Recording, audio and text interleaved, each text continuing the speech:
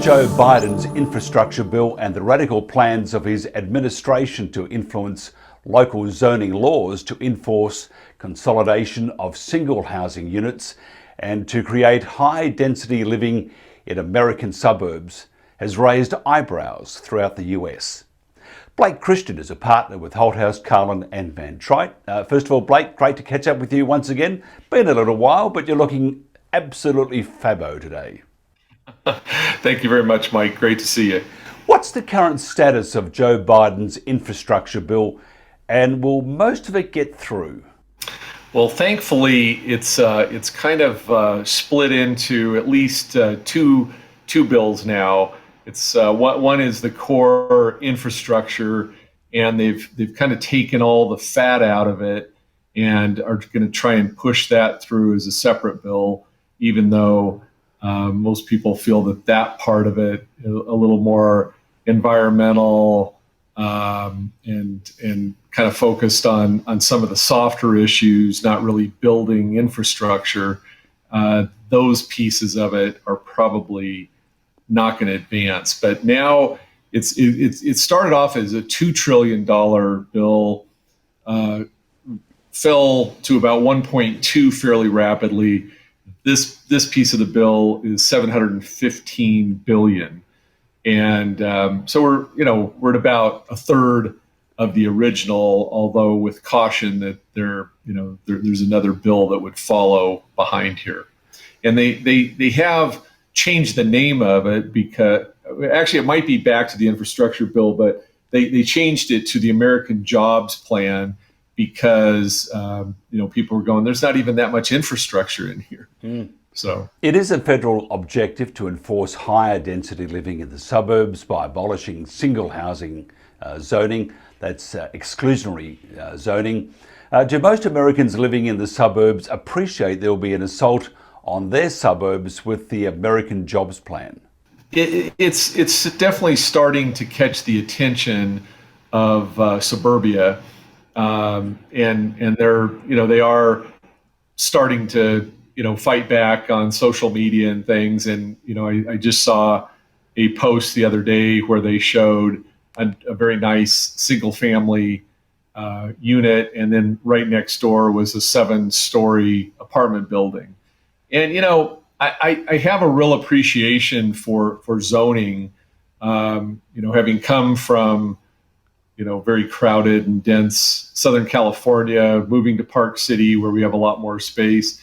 And then I went up to Jackson Hole, and Jackson Hole compared to Park City, a lot more of a hodgepodge kind of, you'd have houses, then industrial, and there wasn't enough of a delineation, I think, between the residential and the commercial. It was kind of a little more intertwined than I like. And here we keep it a little more segregated, and it makes for a much more aesthetically pleasing community. And so to have a high rise next to a single family home is pretty annoying. It will also, I would imagine, affect the property values by much, or in some cases maybe the value will go up because they've got this great lump of a building next door, and it means that a developer can also put another great lump of a building next door to that lump of a building.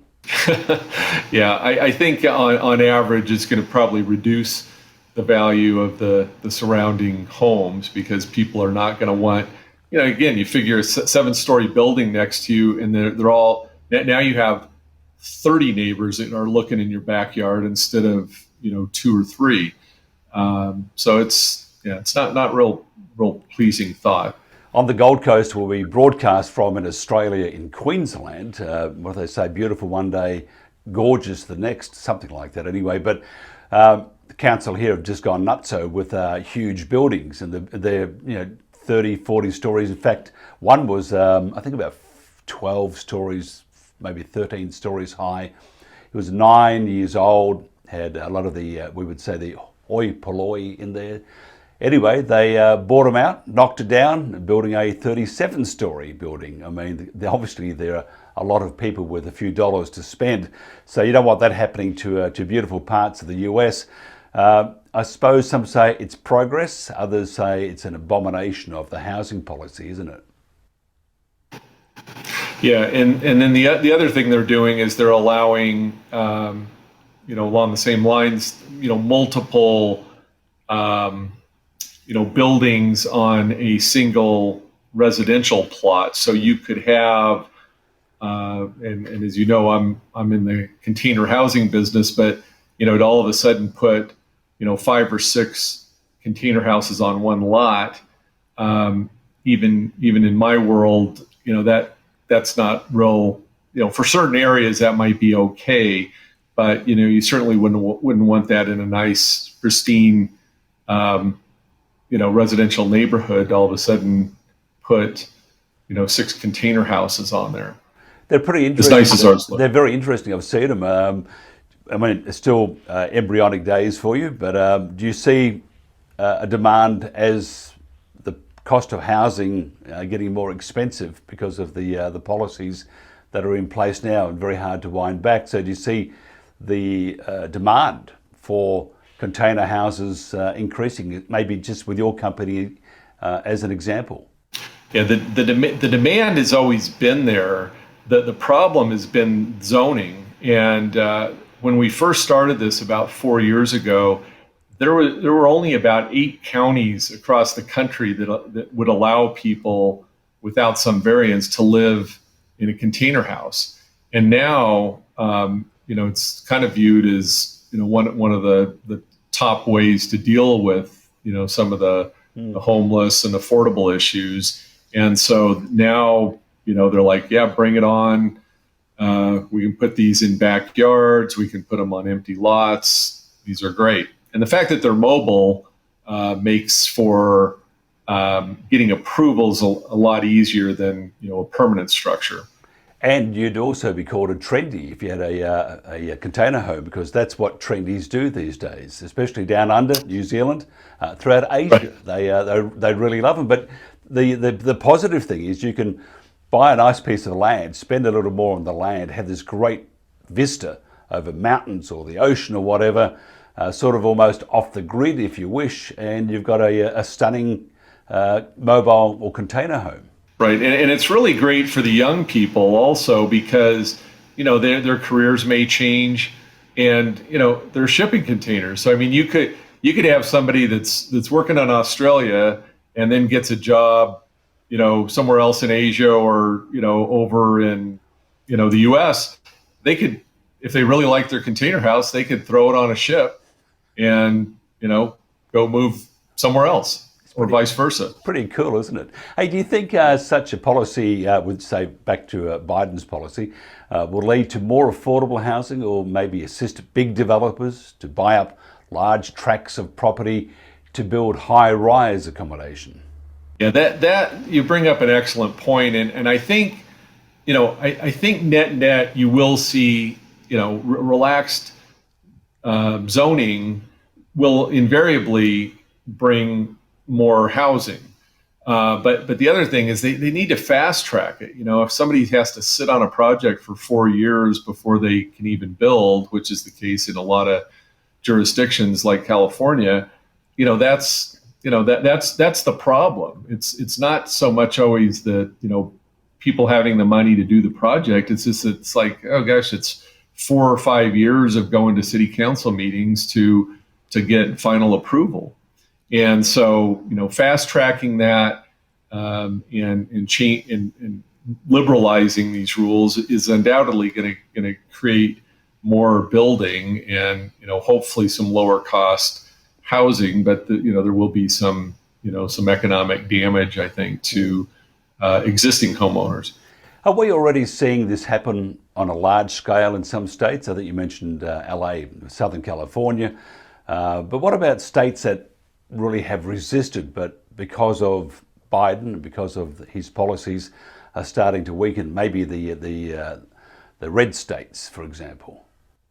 Yeah, I mean, definitely, I can speak to Southern California, and I mean, Hollywood, Long Beach, a lot of the surrounding cities to Los Angeles, and in Los Angeles, also. I mean, you see, 10, 20, 30-story high rises going everywhere. I mean, there's cranes everywhere building, and Salt Lake also. So it's definitely happening. There's huge demand out there for home ownership, but again, they need to ease some of the regulations, and speed up the process. I'm all for safe building.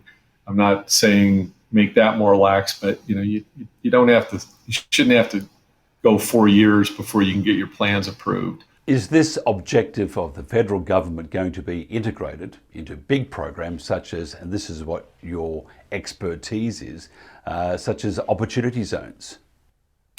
Yeah, I mean, Opportunity Zone has spurred a fair amount. A lot of the real estate projects in Opportunity Zones does involve not single family, but multifamily. And since there's no restrictions on being able to also layer in other code sections, there's a low-income housing credit program that provides the investors a fairly healthy tax credit for building homes that are attainable for the lower end.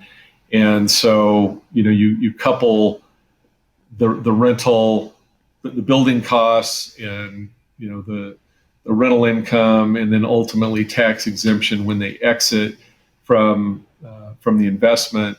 It's a you can make a pretty compelling case for matching up those types of projects. They're still working, and the Biden administration is listening to some of the developers to maybe modify the program a little bit to make it a little more attractive. But there's definitely a lot of multifamily going into Oz census tracts. Back to Southern California, does affordable housing need to be exclusively high-rise? I'd think so, though, because of the high cost of land. What other opportunities exist for suppliers of affordable housing? I mean, just keep on with, say, Southern California. Biggest problem is the cost of land, I would think.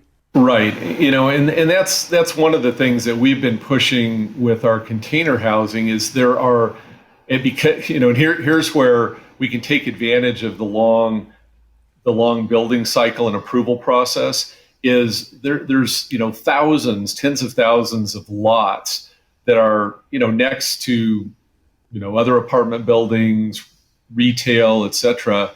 And so you could go in, especially for the homeless situation, you could put back to putting 6-7 containers on a residential lot while they're going through plan approval and things, and then when they start digging out their foundation, we can move those to some other location. But at least that way the owner of that lot is getting some rental income in the meantime.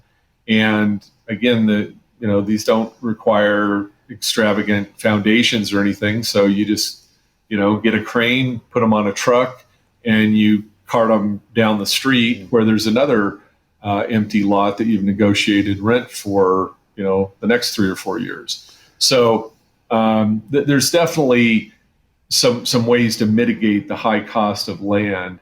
But you're right, you have to go vertical when you're dealing with such a precious resource of land in a developed area. The other option is like workforce housing things. You build it out of town 6-8 miles, and then you've got a dedicated bus line. If you build a large enough community of these, they can just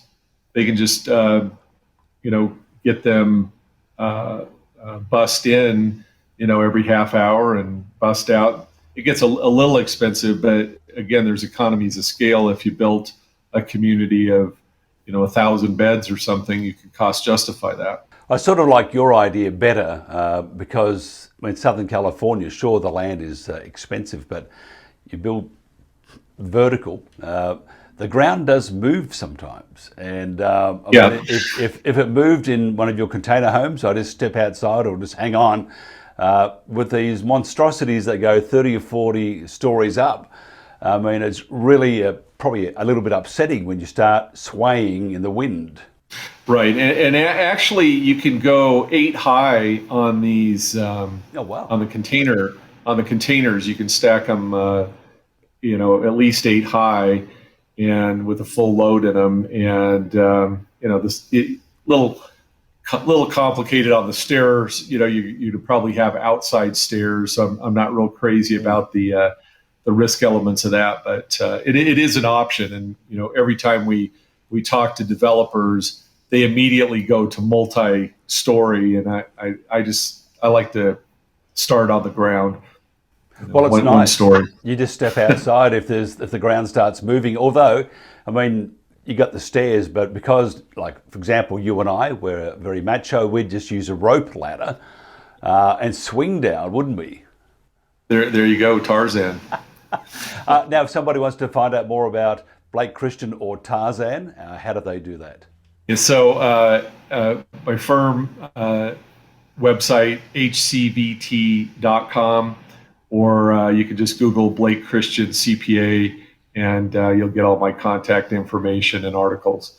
Just noticed, just before we go, you were in Southern California for a while, just recently, and everyone's wearing the mask. I mean, they all had such lovely smiles, don't you think? Yeah, it was interesting compared to Utah that, probably about 30% of people I saw in Southern California were wearing masks. Even outside walking by themselves, many people in cars by themselves, and certainly, maybe 50% anytime they were indoors. Utah, however, and we have, lower incidence of cases here, but it's pretty rare to see anybody wear a mask anymore here. It's an interesting life we lead at the moment, and I'm not too sure if I want to see what's on the next page. Blake Christian, thank you very much. Thank you, Mike. Always stimulating conversation.